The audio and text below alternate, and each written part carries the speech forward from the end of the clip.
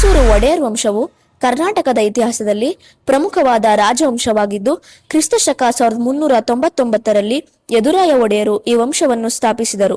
ಸುಮಾರು 550 ವರ್ಷಗಳ ಕಾಲ ಮೈಸೂರು ರಾಜ್ಯವನ್ನು ಆಳಿದ ಈ ವಂಶವು ರಾಜಕೀಯ ಮತ್ತು ಸಾಂಸ್ಕೃತಿಕ ಕ್ಷೇತ್ರಗಳಲ್ಲಿ ಅಪಾರ ಕೊಡುಗೆ ನೀಡಿದೆ.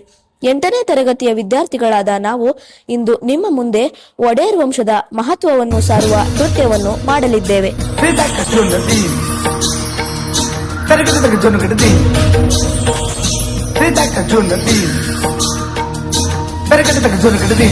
ಮುಗುಳು ನಗುವಲ್ಲೇ ಮನವಗೆಲ್ಲೋ ಲೀಲೆ ಮೊಗವೇ ಹುಣ್ಣಿಮೆ ಚಂದ್ರ ಚೆಲುವೆ ನಿಂಗೆ ಸಾಟಿಯಲ್ಲೇ ತುಗಿತಾರ ತಿಮಿತಾರ ಶುಭ ಕರೀ ನಯದಾನವೇ ದಿನಚರಿ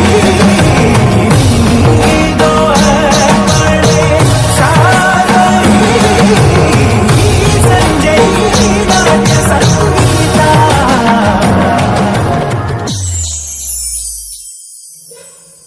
ಕಂಠೀರವ ನರಸರಾಜ ಒಡೆಯರು ಮೈಸೂರಿನ ಪ್ರಭಾವಿ ಮತ್ತು ಶಕ್ತಿಶಾಲಿ ಆಡಳಿತಗಾರರಲ್ಲಿ ಒಬ್ಬರು. ಇವರ ಆಡಳಿತ ಕಾಲದಲ್ಲಿ ಮೈಸೂರು ರಾಜ್ಯವು ವ್ಯಾಪಕವಾಗಿ ವಿಸ್ತರಿಸಿ ಬಲಿಷ್ಠ ಸಾಮ್ರಾಜ್ಯವಾಯಿತು. ಯುದ್ಧ ತಂತ್ರದಲ್ಲಿ ನಿಪುಣರಾಗಿದ್ದ ಅವರು ಹಲವು ಪ್ರದೇಶಗಳನ್ನು ಗೆದ್ದು ಮೈಸೂರಿನ ರಾಜ್ಯದ ಗಡಿಗಳನ್ನು ವಿಸ್ತರಿಸಿದರು. ಕಲೆ, ಸಾಹಿತ್ಯ ಹಾಗೂ ಸಾಂಸ್ಕೃತಿಕ ಚಟುವಟಿಕೆಗಳಿಗೆ ನೀಡಿದ ಬೆಂಬಲದಿಂದ ಒಡೆಯಾರ್ ವಂಶದ ಸಾಂಸ್ಕೃತಿಕ ಪರಂಪರೆ ಇನ್ನಷ್ಟು ಬಲವರ್ಧನೆಯಾಯಿತು. ಮೈಸೂರಿನ ಬೆಳವಣಿಗೆಗೆ ಅಡಿಪಾಯ ಹಾಕಿದ ಶೂರ ಹಾಗೂ ಪ್ರಜಾಪ್ರಿಯ ರಾಜರಾಗಿದ್ದರಿಂದ ಇಂದಿಗೂ ಇವರನ್ನು ಗೌರವದಿಂದ ಸ್ಮರಿಸಲಾಗುತ್ತದೆ. ಕಾಯೌ ಶ್ರೀ ಗೌರಿ ಕರುಣಾಲಹರಿ ತೋಯ ಜಾಕ್ಷಿ ಶಂಕರೀಶ್ವರಿ ಕಾಯೌ ಶ್ರೀ ಗೌರಿ ಕರುಣಾಲಹರಿ ತೋಯ ಜಾಕ್ಷಿ ಶಂಕರೀಶ್ವರಿ.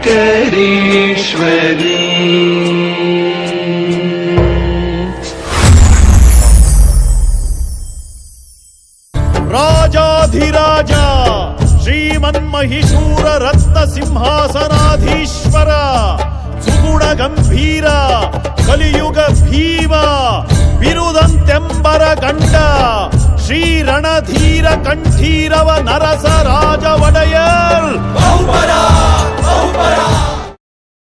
ಜೋಳ ತಲೆ ಎತ್ತಿದಾಗ ಚೇರ ಗಡಿ ಮುತ್ತಿದಾಗ ಕೊಂದ ಕನ್ನಡದ ಕಪ್ಪು ಮಣ್ಣಿನವನು.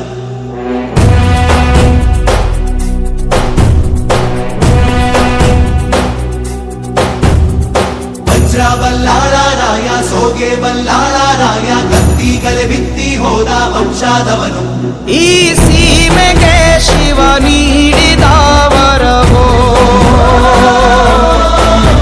ಈ ಊರಿಗೆ ಇವಾಲದ ಮರವೋ ಮೂರು ಸುತ್ತಿನ ಕ್ವಾಟೆ ಗಸ್ತಿಗೆ ನಿಂತ ಗರಡಿ ಮನೆ ನಾಯಕ 6,000 ದಂಡು ಬಂದರು ಬಿಡನು ಕಾವಲಿನ ಕಾಯಕ. ಚಿಕ್ಕದೇವರಾಜ ಅರಸರು ಮೈಸೂರು ರಾಜ್ಯದ ಅತ್ಯಂತ ಶ್ರೇಷ್ಠ ಹಾಗೂ ಪ್ರಸಿದ್ಧ ರಾಜರಲ್ಲಿ ಒಬ್ಬರು. ಇವರ ಆಡಳಿತವನ್ನು ಮೈಸೂರು ರಾಜ್ಯದ ಸುವರ್ಣ ಯುಗ ಎಂದು ಕರೆಯಲಾಗುತ್ತದೆ. ರಾಜಮಾರ್ತಾಂಡ, ಮೈಸೂರಿನ ಅಶೋಕ, ಮೈಸೂರು ಸಾಮ್ರಾಜ್ಯದ ಕ್ರಿಯಾತ್ಮಕ ಸ್ಥಾಪಕರು ಎಂದೇ ಪ್ರಸಿದ್ಧರಾದ ಇವರು ಮೈಸೂರು ರಾಜ್ಯದ ಗಡಿಗಳನ್ನು ಬಲಪಡಿಸಿ ರಾಜ್ಯವನ್ನು ಸಂಘಟಿತ ಶಕ್ತಿಶಾಲಿ ರಾಜ್ಯವನ್ನಾಗಿ ರೂಪಿಸಿದರು.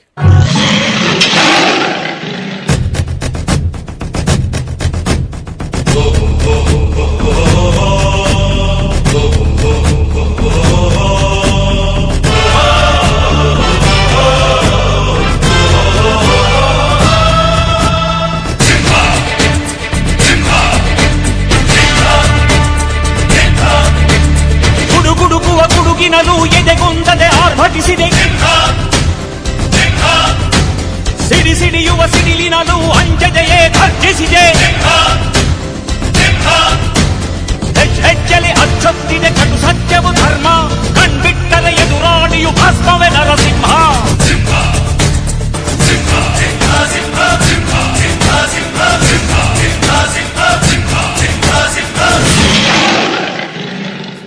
ನಾಲ್ವಡಿ ಕೃಷ್ಣರಾಜ ಒಡೆಯರು ಮೈಸೂರು ಒಡೆಯರ ವಂಶದ ಅತ್ಯಂತ ಜನಪರ ಜ್ಞಾನಿ ಮತ್ತು ಸುಧಾರಕ ರಾಜರೆಂದೇ ಪ್ರಸಿದ್ಧರು.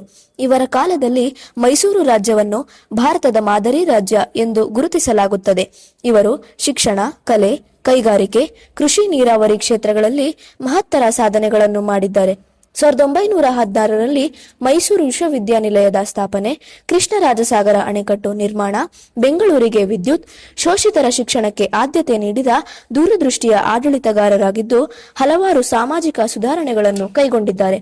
ಇಷ್ಟೆಲ್ಲಾ ಕೊಡುಗೆಗಳನ್ನು ನೀಡಿದ ಇವರು ಮೈಸೂರು ರಾಜ್ಯದ ರಾಜರ್ಷಿ ಎಂದೇ ಪ್ರಸಿದ್ಧರಾಗಿದ್ದಾರೆ. ಮರೆಯೋದುಂಟೆ ಮೈಸೂರ ದೊರೆಯ ಓ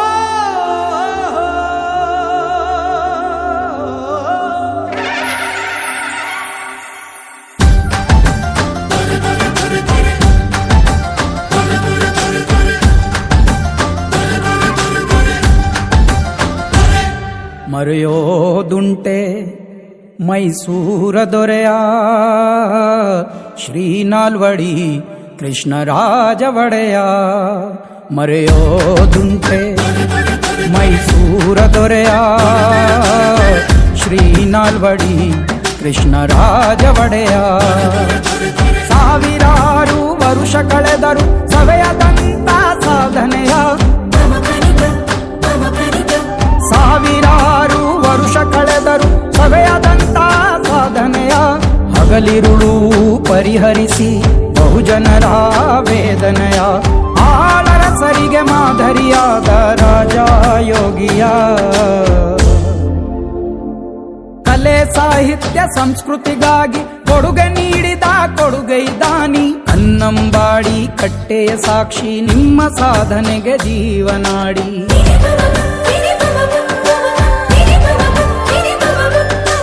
ಕಲೆ ಸಾಹಿತ್ಯ ಸಂಸ್ಕೃತಿಗಾಗಿ ಕೊಡುಗೆ ನೀಡಿದ ಕೊಡುಗೈದಾನಿ.